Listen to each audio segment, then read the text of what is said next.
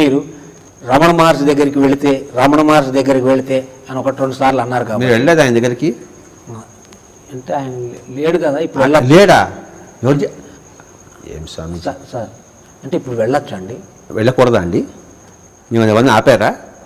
అంటే అంటే అంటే ఇప్పుడు మామూలుగా లోకంలో మాట్లాడే పద్ధతి ప్రకారంగా మామూలుగా ఈ దేహం చాలించారు కదా ఆయన. చాలించినా కూడా ఉంటారు. అవును, ఆయన దేహం చాలించాడు. ఆయన తనని తాను చాలించుకోలేదే. ఓ సూపర్ ఎక్స్ట్రా. ఆయన్ని సరే, ఆయన ఉంటే కూడా ఉండొచ్చును. ఆయన్ని ఉంటే కూడా ఉండొచ్చు. ఏమిటి ఉన్నాడు? అదా దాని దగ్గర అండి సార్ ఉన్నాడు. అంటే ఈ ధ్యానం చేస్తే ఆయన మనం ఎవరి దగ్గరికి వెళ్ళాలనుకుంటే అక్కడికి వెళ్ళొచ్చు కాదు, వాళ్ళు మీ దగ్గరికి వస్తారు. మీకు ఎవరి దగ్గరికి వెళ్తే వాళ్ళకి వెళ్ళాల శక్తి మీకు లేదు, కానీ వాళ్ళని మీ దగ్గరకు వచ్చినప్పుడు వాళ్ళని చూసే శక్తి మీరు సంపాదించుకోవచ్చు. అదే ధ్యానం.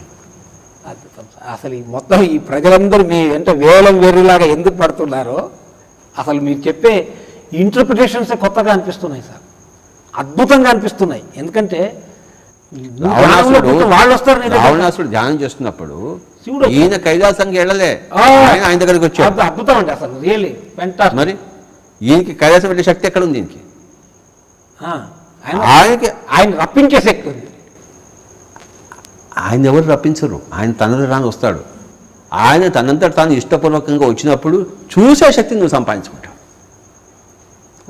రప్పించే శక్తి ఎవరికి లేదు. ఒక ఆత్మ ఇంకొక ఆత్మ రప్పించజాలదు.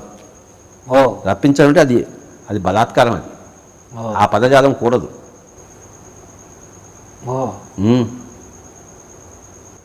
వాడు వచ్చినా కూడా నువ్వు చూడలేని స్థితిలో ఉంటావు ధ్యానం చేయకపోతే. వస్తే ఎందుకు చూడం సార్? ఆ చూసే దృష్టి లేదు కదా నీకు. దృష్టి అంటే మనం ధ్యానం చేస్తే కళ్ళు మూసుకుంటాం, అందువల్ల కనపడరా? 3వ కన్ను తెరుచుకుంటే వాళ్ళు కనపడతారు. Third I. ఎందుకంటే వాళ్ళ దేహంతో రాదు కదా, వాళ్ళ దగ్గర దేహం లేదు కదా.